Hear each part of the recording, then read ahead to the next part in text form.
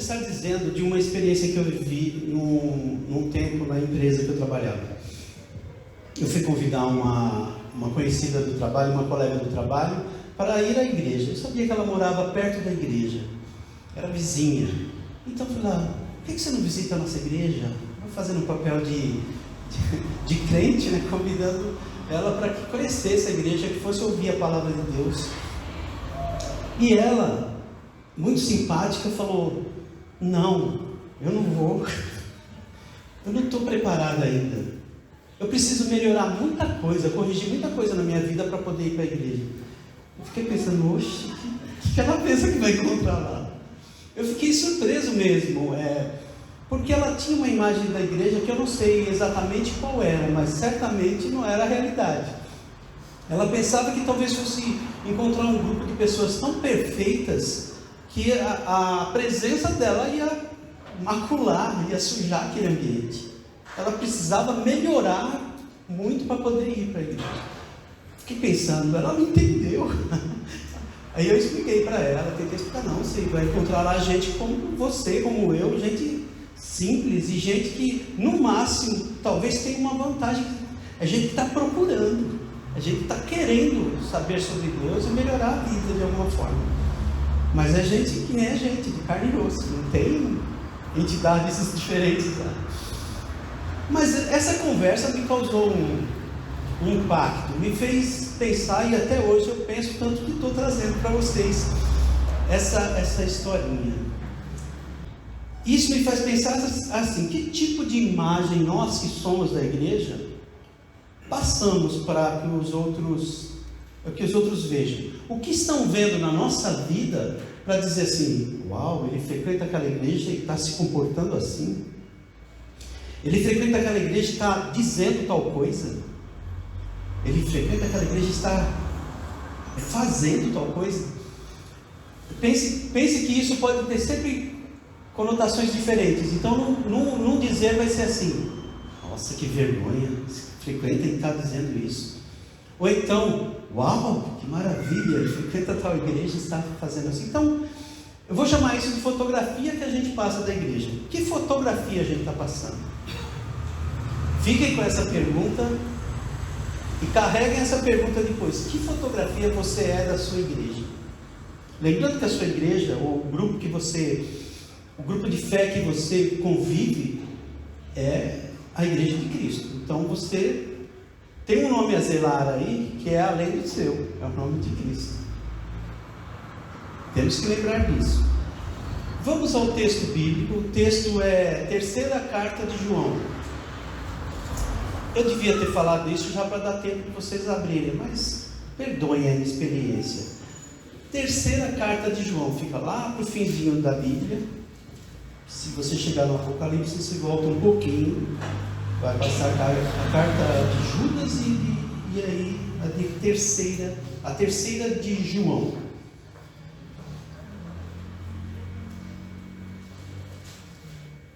Como sempre deve ser, qualquer texto da Bíblia que a gente abre, a gente precisa ter reverência. É um princípio que é claro que vocês conhecem, estão talvez cansados de ouvir, ou pelo menos já ouvem há bastante tempo disso. A gente precisa dessa postura interna. Vou ler a palavra de Deus, então isso precisa ter todo o respeito. Eu penso até que qualquer texto que a gente for ler, a gente precisa ter um respeito pelo texto, para saber o que ele está dizendo. Mas com a palavra de Deus tem isso a mais. É um texto que precisa respeito, porque é a palavra de Deus. Se a gente está sintonizado nessa mesma fé, a gente vai ler com muita consideração o texto. E nós vamos ler o texto todo como uma carta, é quase um bilhete, é uma carta curta. Eu vou ler aqui pausadamente, mas leremos o texto todo. Eu peço que vocês acompanhem com essa atenção e carinho. Começa assim: o presbítero ao amado Gaio, a quem amo por causa da verdade. Amado, desejo que sejas bem-sucedido em todas as coisas e que tenhas saúde, assim como a tua alma vai bem. Pois alegrei-me muito quando os irmãos vieram e em teu louvor, ou em teu favor, testemunharam de como andas na verdade. Não tenho maior alegria do que esta, ouvir que os meus filhos andam na verdade. Amado, tu procedes com fidelidade em tudo o que fazes para os irmãos, principalmente os que te são estranhos, os quais testemunharam do teu amor diante da igreja. Tu farás bem se os encaminharem na sua viagem de modo digno de Deus, pois foi por causa do nome que saíram, sem aceitar nada dos gentios. Portanto, devemos acolher os que foram como eles, para que sejamos cooperadores da verdade. Escrevi à igreja, mas Diótrefes, que gosta de ser o líder entre eles, não nos recebe.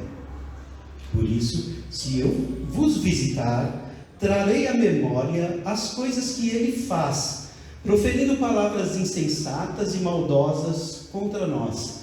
Como se isso não fosse o bastante, ele não recebe os irmãos, como também proíbe de fazê-los os que querem recebê-los e ainda os exclui da igreja. Amado, não imites o mal, mas sim o bem. Quem faz o bem é de Deus, mas quem faz o mal não viu a Deus. Mas quanto a Demétrio, todos dão testemunho dele, até a própria verdade. Nós também damos testemunho, e sabes que o nosso testemunho é verdadeiro. Eu tinha muitas coisas para dizer, mas não quero fazer isso com tinta e pena. Espero, porém, ver-te em breve e falaremos face a face. Paz seja contigo. Os amigos te cumprimentam. Cumprimenta os amigos daí, um a um. Vamos orar, irmãos, mais uma vez. Deus bendito, muito obrigado pelo acesso que o Senhor nos dá da Tua Palavra, Senhor. A Tua Palavra. Agora nos ajude, Senhor, nos dê graça, para que tudo o que comentarmos aqui seja orientado por Ti. Que também o nosso coração esteja pronto, Pai, para acolher a Tua Palavra. E que esse acolhimento produza os frutos que o Senhor quer nas nossas vidas. Nós pedimos em nome do Teu Filho Jesus. Amém. Irmãos, vou lembrar aqui, eu citei, pense na fotografia. Agora nós lemos esse texto, e esse texto tem aqui características. E uma delas aqui é uma carta. A carta tem esse jeitão aqui. Ele começa com uma saudação. Aqui no caso é a Gaio, né? Ele não escreve a uma igreja. Pelo texto vocês ouviram, ele tentou fazer isso, escrever a uma igreja. E aí alguém desviou, falou, não, aqui não vai chegar o texto de João, não. E a carta tem essa característica, ele começa com uma saudação a Gaio, e ele se apresenta como o presbítero. Essa expressão, o presbítero, tem duas conotações no Novo Testamento. Uma delas se refere diretamente ao que o texto quer dizer.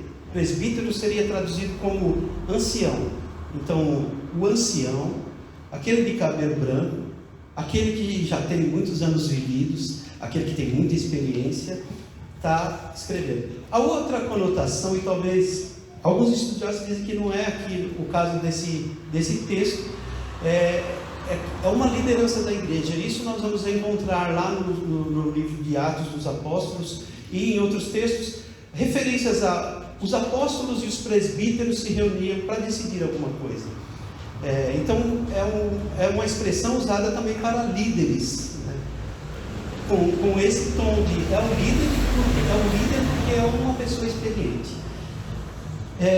O presbítero escreve a Gaio, e aqui ele deslancha em carinho a Gaio, a elogio. Ele elogia muito Gaio. O texto vai correndo, lá na frente ele cita Diótrefes, um outro que esse não recebe elogio, esse tem um comentário pesado sobre ele. Mais à frente ele cita Demétrio e diz que esse também anda bem, anda de acordo com a verdade. Uma leitura rápida pelo texto, a gente vê quantas vezes ele cita a verdade, a verdade, a verdade, e isso é outra característica que eu quero que a gente note nesse texto. João faz um comentário sobre a vida de Diótrefes, sobre o comportamento dele, depois cita Demétrios, diz do desejo de ver a igreja onde Gaio se reúne, e se despede. Então essa é uma característica típica da carta, uma saudação, o tratamento de algum assunto e depois a despedida. Nós temos aqui uma variedade de pessoas. Alguns sabem o que é uma carta, talvez outros que nasceram na era do WhatsApp não conhecem carta. Mas carta tinha essa característica de ela vai ser enviada, e para enviar vai levar um tempo para chegar. Depois desse tempo a pessoa vai ler, e se tiver que dar uma resposta, é outro tempo para essa resposta voltar. Tudo isso tinha uma dinâmica muito diferente do tempo de hoje, que você manda a mensagem e fica, ele leu, mas ele não responde, e você fica ansioso em fração de segundos aí, de minutos. Você já está ansioso querendo uma resposta. Naquele tempo a dinâmica era outra, e muita coisa daquele tempo fazia essa dinâmica ser diferente. Uma outra questão que no texto está dizendo é o comportamento de Gaio, que o elogio feito a ele é exatamente porque ele se comporta de determinada forma. E aí é citado uma coisa importante para a gente entender o contexto da época. O contexto era um contexto de perseguição. Dizem os estudiosos que essa carta foi escrita entre 85 e 95. Não é 1985 e 1995, é o ano 85 ao ano 95. Faz tanto tempo que eu nem me lembro quando foi isso. Bom, claro que eu não lembro, eu não estava lá. É tão distante a realidade da gente que a gente precisa fazer essas pesquisas para saber o que acontecia. Naquela época, o Império Romano dominava, e os cristãos faziam uma coisa típica para cristão na época: fugia. Cristão não podia ser pego em qualquer situação, porque ele poderia morrer, porque era cristão. Essa hora que você fala, graças a Deus vivemos no Brasil. Apesar de pesares, ainda vivemos numa liberdade quanto a isso. E podemos dizer que somos cristãos. E isso pesa também na qualidade do que significa isso. O que significa ser cristão? Mas, então temos essas características da época, a característica de perseguição, a característica do tempo também que o Evangelho não seria mandado via WhatsApp, obviamente, já comentamos, seria através de cartas como essa, ou então da pessoa indo mesmo e pregando. E aí é que entra o papel e o elogio a Gaio. Gaio recebeu pessoas que foram pregar o Evangelho, e hospedou, e os despediu, porque Gaio anda na verdade. Então a gente já começa a ver aqui no texto uma fotografia. Vamos lembrar uma coisa, fotografia é uma coisa interessante. Fotografia, traduzido, seria escrita com a luz. Os fotógrafos explicam isso. Escrita com a luz. Então, o fotógrafo bom é a pessoa que vai trabalhar muito bem a questão da luz. Está muita luz, está pouca luz, está vindo assim, está vindo assim, está vindo assim. Como que a luz está incidindo no corpo, no assunto da fotografia. E é bonito você olhar a fotografia pensando nisso. Como que essa luz está sendo projetada e como ela está dando um clima naquela imagem. Então eu quero lembrar também que fotografia tem uma característica que ela registra momentos, instante. Ela não diz a história toda, mas uma boa observação numa fotografia, talvez você descubra muita coisa. Então é importante pensar que a fotografia é um momento que vai determinar características de uma situação, ou de uma época, ou de uma pessoa. Agora, pense também, muitas fotografias contarão mais detalhes sobre aquilo. Então eu quero que você pense que isso é uma fotografia. Gaio, nesse instante, estava bem na foto. Poderia não estar no outro momento, mas nesse momento ele estava bem. Mas como a expressão que João usa, anda na verdade, tem uma indicação já por si de constância, né? Ele não está na verdade pontualmente, ele anda na verdade. É uma coisa que ele cultiva, é uma coisa que é já característica dele, e ele é reconhecido assim, e testemunham dele sobre isso. É interessante pensar nisso. Então provavelmente não é só essa foto que a gente está vendo no texto, mas muitas fotos da vida de Gaio indicavam essa característica da vida dele. E o texto é curioso e é interessante, porque fala, ele recebia os outros. Aí vem outro detalhe da época, que é, como eu disse, um contexto de perseguição e com dificuldades, inclusive de hospedagem. Você viaja, vai até um canto, até um lugar que é distante de onde você vive, e esse percurso já te oferece riscos de vida. E o que você vai levar para lá? Vou levar a palavra de Deus. Um exemplo, eu estava com João o apóstolo, e João me ensinou um monte de coisa. Eu vou sair daqui para lá e vou compartilhar com os irmãos daquela outra região todo o ensino de João. Então esses irmãos iam pregando o evangelho, falando do amor de Deus, e aí chega num lugar, ele tem que se hospedar, porque ele vai ficar vários dias ali. Mas onde que é a hospedaria? Está difícil encontrar. E aí é que entra essa pessoa que é Gaio e percebe, opa, aquele ali é um pregador do evangelho.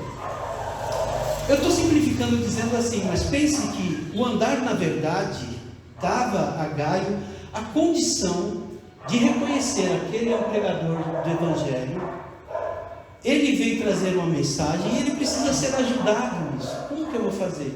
Eu hospedo, porque se ele fica à mercê de descobrir a hospedaria, ele pode encontrar lugares que não eram muito bons para cristão. Ele pode até morrer, ele pode ser assaltado, ele pode, ao invés de entrar numa hospedaria decente, entrar num lugar indecente que é mascarado como hospedaria. Todos esses riscos ele tinha na época. A pessoa que viajava assim tinha na época, se ele não fosse para o endereço certo. Então, o andar na verdade permitiu que Gaio nutrisse na vida dele esse tipo de percepção de distinguir: esse é um pregador da palavra, eu preciso acolher, eu preciso colaborar com ele. João usa exatamente a expressão colaborar com a verdade, que era o trabalho que Gaio fornecia a eles, e os despedia em paz, porque eles não queriam nem ajuda de outros que não fossem os irmãos da fé. Eu quero enfatizar de novo, por andar na verdade ele tinha essa percepção. A fotografia de Gaio está muito bonita, ele só recebe elogios, e a gente vê no texto, não é qualquer elogio. João o apóstolo, aquele que conviveu com Jesus, diz de Gaio: não tem maior alegria do que esta, ouvir que os meus filhos andam na verdade. Não é pouca alegria, não é um contentamento passageiro, é muita alegria. Não tem maior alegria do que essa, de ver que os meus filhos aí na fé, andam na verdade. Ou seja, todo o trabalho que ele teve de comunicar a verdade de Jesus, aquilo que ele viveu com Jesus, surtiu um bom fruto, gerou um bom fruto de filhos na fé que viviam aquilo que ouviram nas mensagens de João. A fotografia de Gaio está boa, a gente já pensou nela, mas tem a fotografia de Diótrefes. E é claro que você não vai aceitar a sugestão de usar um nome desse para seu filho. Piadinha de mau gosto, mas é um nome estranho até falar, um exercício para trava-língua, Diótrefes. Eu fui motivo de riso em casa quando eu fiquei tentando falar alguma coisa para Denise. Uma das falas saiu qualquer coisa, menos Diótrefes.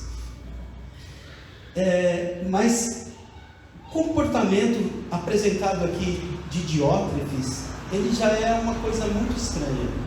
O texto diz: escrevia à igreja. A intenção de João de ensinar a igreja, de comunicar as verdades sobre Deus. Escrevia à igreja, mas Diótrefes, que gosta de ser o líder entre eles, não nos recebe. Por isso, se eu for vos visitar, trarei a memória, vou fazer ele lembrar. Eu vou dizer para ele: você lembra o que você falou, o que você tem falado de nós? E as palavras que João diz é: ele proferiu palavras insensatas e maldosas contra nós. Como se isso não bastasse, ele não recebe os irmãos. Ou seja, o que Gaio fazia, ele não fazia.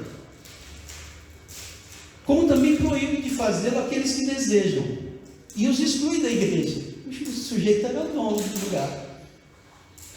Eu fico pensando assim, ele estava numa igreja, mesmo que a igreja naquela época não tivesse uma organização parecida com as igrejas que a gente tem hoje, mas tinha alguma ordem ali, tinha que ter alguma ordem. Mas essa pessoa, o Diótrefes, ele conseguiu estar naquele grupo, ele conseguiu ganhar algum espaço de respeito e conseguiu ser líder. Sendo líder, ele falou: agora eu é que mando. Pensa nessa coisa. Agora eu que mando, vocês obedecem. E quem não estiver satisfeito, fora. Ele não entendeu o que é igreja. Ele não entendeu que igreja é corpo de Cristo, que igreja é rebanho de Cristo, não é dele. E é curioso que as outras versões dizem assim, gosta de ser líder nessa versão da Almeida 21, em outras versões é apresentado como é o que gosta de ter primazia. Em outra versão, o que gosta de ser o mais importante. Em outra versão, o que procura ter o primado. Ele não entendeu. Ele não entendeu que liderar um grupo que é grupo em que Cristo é o cabeça, você é servo junto com o grupo. Se você é servo, você não vai ficar saboreando a liderança como se fosse uma coisa para o seu prazer. Você não vai correr atrás disso considerando que você é mais importante que os outros. É o que ele estava pensando. Mas isso ele pensava, e esse comportamento não era uma coisa que prejudicava de maneira direta ou somente o grupo que ali estava. Prejudicava da forma em que atrapalhava que a palavra de Deus chegasse a esse público, a essa igreja. Ele estava atrapalhando toda a expansão da pregação do Evangelho quando ele se comportava assim. Percebam que não é um problema somente pessoal, de ele está se achando, mas tudo bem. Não, ele estava trabalhando contra Deus. Esse comportamento dele, diferente do que Gaio tinha, como quem percebe a necessidade do reino e trabalha para colaborar com a verdade, Diótrefes fazia o oposto. Ele prejudicava, ele impedia que outros trouxessem a palavra. Temos a fotografia de Gaio, temos a fotografia agora de Diótrefes. Essa fotografia, como fotografia é escrita com a luz, essa não tinha muita luz. Se a de Gaio estava bem iluminada, porque ele estava bem coerente com a mensagem do Evangelho, coerente com a verdade, a de Diótrefes estava em trevas. Faltava luz e muita luz na vida dele. E eu fico pensando, como acontece uma coisa dessa? Como alguém que está na igreja perde o rumo de tal forma que começa a achar que a igreja está ali para servi-lo. Agora pense assim, você está numa igreja, será que você... pense na fotografia que você precisa ser. Fui pensando nessas fotografias, fui considerando o que Gaio tinha, a expressão que João usa, ele anda na verdade, isso me causa muita alegria, João diz.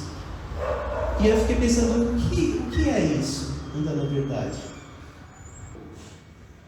Gaio anda na verdade, isso alegra muito João.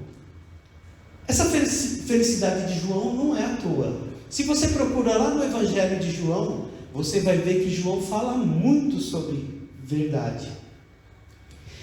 eu separei 2 textos que eu acho que são suficientes para a gente ter uma indicação, o que João nota na vida de Gaio, para ele dizer, além do testemunho dos irmãos, ele anda na verdade e isso me alegra muito. É a maior alegria. João é aquele que escreveu o Evangelho de João, que leva o seu nome.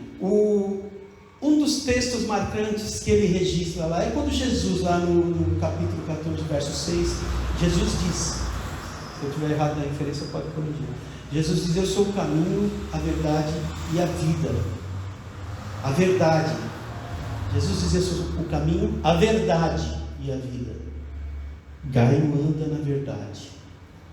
Alguns dizem por aí: a verdade não é um conceito, a verdade é uma pessoa. Essa frase é boa para efeito, mas a verdade é uma pessoa, porque Jesus diz: eu sou a verdade, mas a verdade é conceito, são ensinamentos.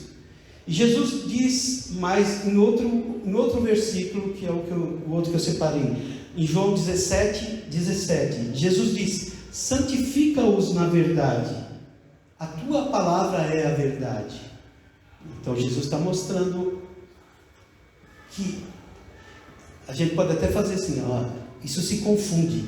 A palavra é Jesus, a verdade é Jesus, a palavra é o que Jesus fala, o Jesus ensina é a palavra. Tanto é que no começo do Evangelho, o Logos é Jesus, o Verbo. Então, a palavra é Jesus e é o que Jesus ensina, é o que faz acontecer tudo que Jesus cria. Essas palavras, santifica-os na verdade, a tua palavra é verdade, é Jesus falando com Deus, é uma oração que Jesus está fazendo pelos seus discípulos. E aí eu gostaria de lembrar para vocês e para mim mesmo a questão do santifica. Para nós, diretamente, a gente geralmente aprende que santificação, aquilo que tem a ver com a pureza da vida de alguma forma. Ou então, alguns dizem separação do mundo. Tudo bem com esse conceito. Eu aprendi a ver que santificação é isso, mas também é o amadurecimento que você tem cada vez que você se debruça com a palavra e aprende da palavra e incorpora aquilo que a palavra de Deus te ensina na sua vida. Isso é o amadurecimento que você tem a partir da palavra de Deus. Gaio era uma pessoa que anda na verdade. Gaio estava a cada dia amadurecendo tudo que ele ouvia sobre o Evangelho. Gaio não é semelhante àquele crente que entra na igreja, está há 20 e tantos anos, há 30, há 40 anos na igreja, mas ele pensa do mesmo jeito de que quando ele entrou. Parece que não aprendeu nada, a gente diria, e talvez não tenha aprendido. Gaio é como aquele que entra na igreja e depois de um ano ele já não é mais a pessoa, ele já é irreconhecível. Ele fala diferente, ele vive diferente, ele tem princípios diferentes, ele tem uma segurança que, de onde ele tira isso? Ele anda na verdade. A verdade vai produzir isso na gente. Quanto mais, a verdade é o que? É a palavra de Deus. Jesus disse: a tua palavra é a verdade. A palavra vai produzir isso na vida do crente. Vai produzir estabilidade, segurança. Precisa produzir isso. Se não está produzindo, a gente está errando em alguma coisa. Vamos procurar isso em Deus. Vamos procurar isso na palavra.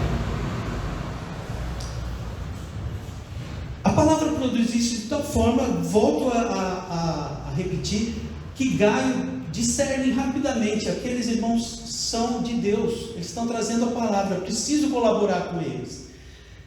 Mas na vida de Diótrefes isso não acontece. Em algum momento ele esqueceu a palavra.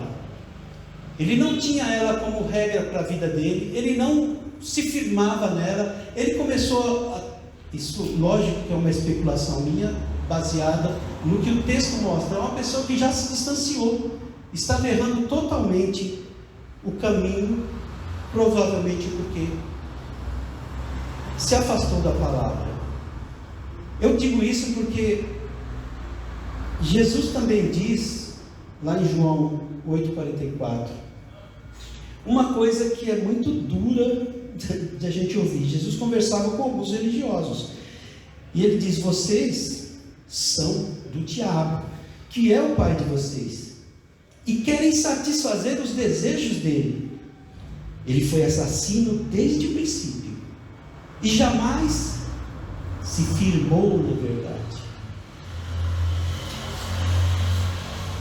Jamais se firmou na verdade. Agora eu quero lembrar aqui com essa expressão "se firmou na verdade". A verdade é também como... Eu não sou pedreiro, não tenho nenhuma vocação para isso, mas a gente ouve essas coisas. Que um edifício, um prédio, seja simples como esse ou maior, precisa ter fundações, precisa estar bem alicerçado. E isso tem que ser feito de maneira adequada, tem que ser feito um bom trabalho. A gente vê, tem coluna, tem viga. Se não tiver, tem uma estrutura aqui que a gente não vê, mas a gente sabe que tem, é bom que tenha, porque senão o prédio corre risco. A verdade é assim para a nossa vida. É como toda essa estrutura que segura, que sustenta, que dá firmeza à vida. A verdade é a palavra de Deus e precisa ser assim na nossa vida. A verdade também é como o prumo do pedreiro ainda. Não sou pedreiro, mas eu fui ler a respeito. O prumo, mas eu lembro dessa imagem também. O pedreiro vai construir a parede e para ela não ficar uma sinuosidade, ele vai bater o prumo, vai verificar o alinhamento dela. A verdade é assim. A verdade coloca a gente no prumo, no alinhamento da vontade de Deus. A verdade não pode ser o que eu quero, à torta e à direita. A verdade tem que ser o que a palavra de Deus diz para a minha vida. Aí pense nisso. Firmados na palavra, a gente tem uma condição de viver, porque nós vamos viver momentos difíceis, momentos de aperto, momentos de susto, momentos de desespero talvez. Nós vamos viver as aflições, está escrito na Bíblia, vocês viverão momentos de aflições. Quando a gente está firmado na palavra, e é por isso que a gente ouve a palavra a cada domingo, ou cada tempo que a gente é exposto à palavra, para que isso nutra a nossa vida de tal forma que a gente tenha firmeza na hora do aperto, na hora da dificuldade, na hora da dor, que a gente tenha firmeza. A dor vai chegar, vai doer, o susto vai chegar e vai deixar a gente em pânico, mas a gente vai se refazer e lembrar: quem manda na minha vida é Deus, o dono da minha vida é Deus. Esse susto vai passar, esse tremor, esse abalo vai passar, porque o resultado é Deus que garante. É nele que eu tenho fé, é na palavra dele que eu estou firmado, que minha vida está edificada. O texto está dizendo: Satanás não teve isso, jamais se firmou na verdade, porque nele não há verdade. Quando ele profere mentira, fala do que lhe é próprio, porque é mentiroso o pai da mentira. Gaio vivia fundado na palavra, fundamentado na palavra, andava na palavra, na verdade. Diótrefes a gente nota pelo texto que ele se distanciou, mais para frente João dá testemunho que Demétrio também anda na verdade. E essas duas fotografias que a gente vê no texto indicam posturas que são totalmente plausíveis a qualquer um de nós. Porque todos nós estamos sujeitos a erros, porque vivemos na queda que Adão teve e que contaminou nossas vidas, e a nossa vida está sujeita a isso o tempo todo. Às vezes o meio religioso que a gente vive dá a impressão que a gente entra num ambiente e a mágica acontece. Você está lá e a partir daí você já está num ambiente diferente e você vai mudar. Isso não é assim. Andar na verdade precisa tempo disposição a essa verdade, precisa desejo de busca dessa verdade, precisa se alimentar dela para que ela nutra a alma da gente e a vida da gente.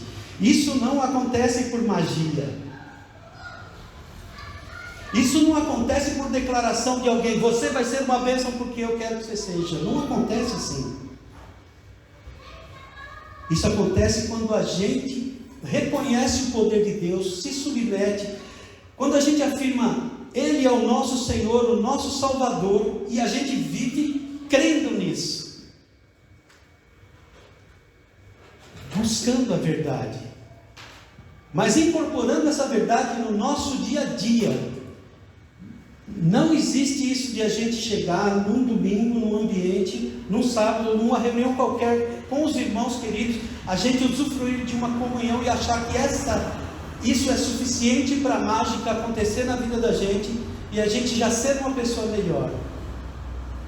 A gente precisa estar buscando isso todo dia. O que Deus tem para a minha vida? O que a palavra diz para mim? O que eu aprendo de um texto tão simples que nem essa carta em que João está narrando? Será que eu consigo andar na verdade? Eu digo: consegue. Deus te disponibilizou isso. Agora, a tua parte, o quanto você busca isso?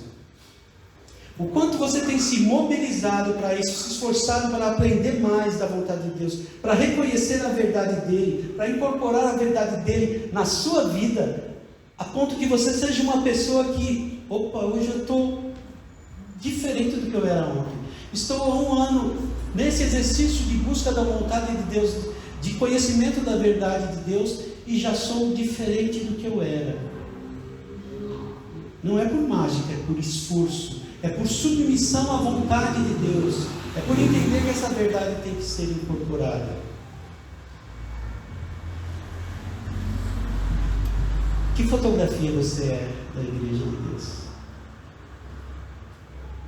Que fotografia eu sou da Igreja de Cristo? Eu não quero pôr uma carga ou dizer uma coisa que eu esteja colocando uma carga além do que você possa carregar. Eu estou nessa também. Que fotografia eu sou da Igreja de Cristo? Será que quando olham para a minha vida, estão vendo um jeitão que a Igreja de Cristo é? Estão vendo uma pessoa que busca a Deus, que o tem como Senhor, o tem como Salvador, que demonstra nas situações de apertos e dificuldades que ele se abala, sente dor, mas ele mostra fé também naquele momento. Eu não estou pedindo para você ser um super crente, não me cabe isso, mas eu desejo, e a minha oração é que você seja um crente melhor a cada dia, porque você busca a palavra de Deus, porque você busca conhecer mais a Deus através da sua palavra e não de outras fontes, só na palavra. A minha oração é para que a gente saia de um estágio de achar que existe magia que vai fazer a gente ficar diferente de um dia para o outro. Não existe isso. Existe o Espírito Santo te orientando, te incomodando para que você mude. E essa própria palavra, independente de tudo que eu disse, essa própria palavra de Deus que nós lemos, se ela não te incomoda, sim, você precisa refletir. Olha, eu vi ali a fotografia de Gaio, eu vi a fotografia de Diótrefes. Perto de qual eu me aproximo mais? Ou qual delas eu quero ter como referência para mim? Vamos orar, irmãos. Deus bendito,